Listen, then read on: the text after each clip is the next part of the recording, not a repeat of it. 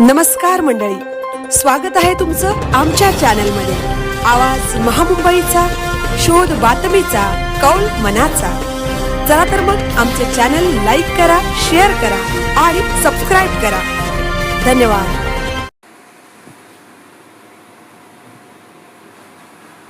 सिडकोचा कारभार मोगलाई पद्धतीचा, परंतु देवभाऊंच्या राज्यात हे चालू देणार नाही।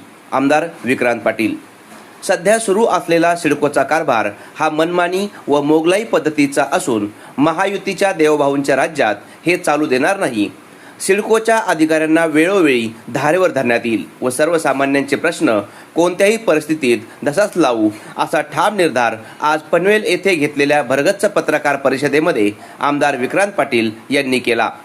या पत्रकार परिषदेमध्ये आमदार विक्रांत पाटील यांच्यासह कोकण म्हाडाचे माननीय अध्यक्ष बाळासाहेब पाटील, नगरसेविका स्नेहल ढमाले पाटील, तानाजी खंडागळे, सुभाष कदम, देवीदास खेडकर, प्रदीप देशमुख आदी भाजपा पदाधिकारी यावेळी उपस्थित होते।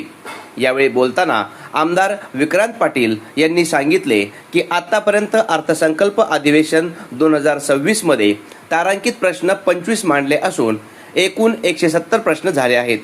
लक्षवेधी 10 मांडले असून आतापर्यंत 67 लक्षवेधी मांडण्यात आले आहेत। विशेष उल्लेख 3 असून आतापर्यंत सादर 29 केले आहेत। औचित्य मुद्दे 4 मांडले असून आतापर्यंत 21 सादर केले आहेत। अल्पकालीन चर्चा 4 मांडल्या असून आतापर्यंत 6 सादर केल्या आहेत।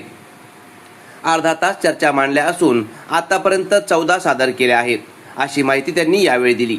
यामध्ये प्रामुख्याने सिडकोने पनवेल तालुक्यातील अधिग्रहित केलेल्या जमिनीवरील शिक्के काढून शेतकऱ्यांना जमिनी परत देणे, मानसरोवर व खांदेश्वर या रेल्वे स्थानकांचा विकास सिडकोने करणे, पनवेल एसी डेपो प्रलंबित विकास तत्काळ करणे, गरजेपोटी घरे विषयात अंमलबजावणी करणे, मँग्रोव्ह पार्क करणे, सेंट्रल पार्कचा अपूर्ण असलेला विकास पूर्ण करणे, तळोजा RPZ वर थीम पार्क अम्युजमेंट पार्क करणे, तळोजा पार्किंग प्लॉट तत्काळ उपलब्ध करून देणे, रिव्हर फ्रंट डेव्हलपमेंट करणे, ESIC हॉस्पिटल करणे, सिडकोने पार्किंग प्लॉटसाठी जागा उपलब्ध करून देणे, पनवेल महानगरपालिकेची स्वतःची परिवहन सेवा सुरू करणे, पनवेल महानगरपालिकेची नवीन इमारत बांधकाम लवकरात लवकर करणे, पनवेल महानगरपालिकामध्ये असलेल्या कंत्राटी कर्मचाऱ्यांना ठोक मानधन तत्वावर सामावून घेणे, MMRDA रेंटल हाऊसिंग योजनेतील घरे पनवेल महानगरपालिकेला उपलब्ध होणे,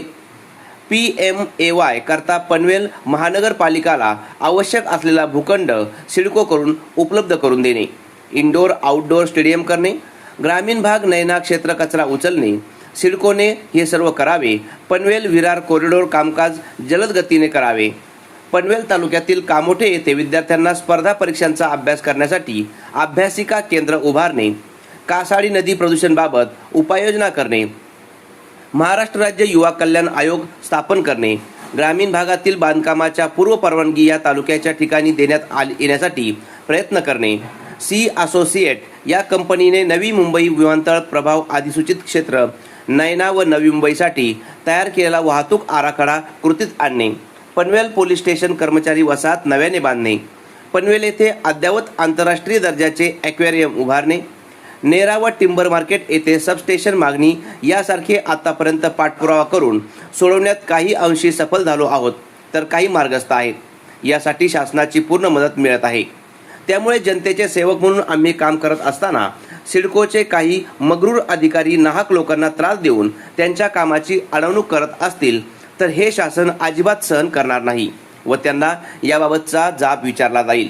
या संदर्भात कोणाच्या तक्रारी असल्यास त्यांनी माझ्या जनसंपर्क कार्यालयाशी संपर्क साधून आपल्या तक्रारी मांडाव्यात, असेही आवाहन त्यांनी केले। नैना प्रश्न, सिडकोच्या घरांचा प्रश्न असो, विजेचा प्रश्न असो, नव्याने घर घेणाऱ्या घर मालकांना सिडको आकारत असलेले वेगवेगळ्या प्रकारचे टॅक्सचा प्रश्न असो किंवा गरजेपोटी बांधलेल्या घरांचा प्रश्न असो, वाहतूक कोंडीचा प्रश्न असो, बेकायदेशीर बांधकामांचा प्रश्न असो, याबाबत शासनाकडे पाठपुरावा करून हे प्रश्न मार्गस्थ लावणार व नागरिकांना न्याय मिळवून देण्यासाठी कटिबद्ध असल्याचे सांगून आगामी पावसाळी अधिवेशनात पनवेलकरांच्या हिताचे विषय मांडणार असल्याचे व धसास नेणार असल्याचे आमदार विक्रांत पाटील यांनी सरतेवेळी सांगितले। आवाज महामुंबईचा चॅनलसाठी संजय कदम, पनवेल।